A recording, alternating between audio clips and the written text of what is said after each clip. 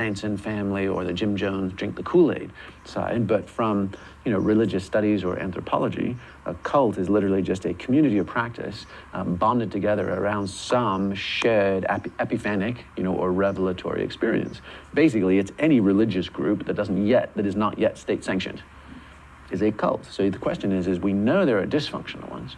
We know there are lots and lots of unethical cults, particularly where leaders hijack money, power, sexuality, and control. And you may pick any two and you're done, So the question is rather than steering away from that and saying that won't happen or it shouldn't happen or that's not what we're doing, steer into it and say, okay, if we're going to build vibrant communities of practice, how do we build ethical cults? And what I would imagine, and that's clearly a conversation for us all to figure out, but what I would imagine is that, we've seen this movie before. We know how this goes badly wrong, and we've had about a half century of, Eastern hierarchical lineage traditions getting buggered up and bastardized and imported into the West, and varying kind of gurus with feet of clay stepping up to lead children's crusades, that all just go off the cliff. And so the question would be, if we're trying to build ethical cults, are they experimental and experiential so that there is no dogma or doctrine to buy into?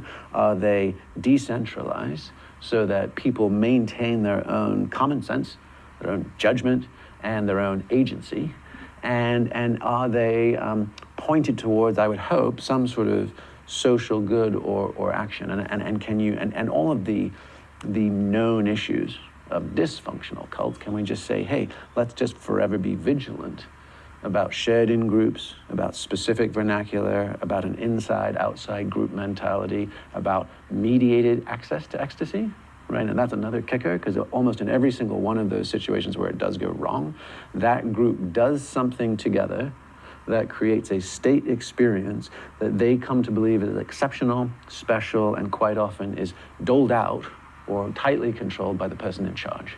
And so if we create distributed access to techniques of ecstasy, so everybody is on their own recognizance, and responsible for having access to these things, integrating them and growing them, there are no fish stories to swallow.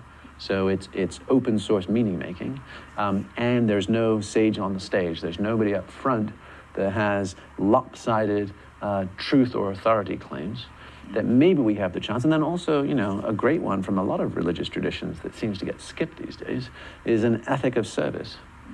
Are we doing something with this? Or are we just kind of crawling up our asses and engaging in endless self-development? So that would be my hope, is that ethical cult building is the game of how do we create lots of nodes, all of which are unique and different from each other. They all form with their own kind of local DNA and particular missions and purposes. They maybe even have their own belief systems, but we can say ecstasis, the peak experience, catharsis, the healing, and communitas become the kind of three-legged stool that you can basically build tightly knit, highly collaborative, functional and effective small communities around. What's the benefit of creating these kind of flow